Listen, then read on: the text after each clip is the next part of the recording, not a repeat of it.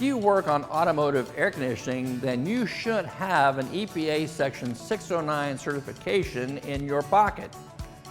And odds are you got that certification from MACS. Well, today MACS has a new name.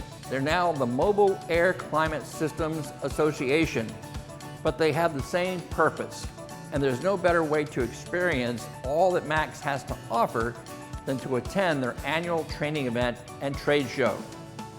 This year, the event returns to Orlando, Florida, hosted at the Rosen Center Hotel and Convention Center, September 30th through October 1st. The trade show will host exhibitors from across the aftermarket, and the training event will cover both management and technical topics featuring trainers nationally known through the industry. And I hope that you'll come to see mine, To Catch a Thief, electrical testing techniques that work. In addition to the trade show and training event, if you're a golfer, come a day earlier and participate in the MACS annual golf tournament. So, pack up your sunglasses and sunscreen and plan on joining me September 30th through October 1st in Orlando, Florida for the 2021 MACS annual training event and trade show. I hope to see you there.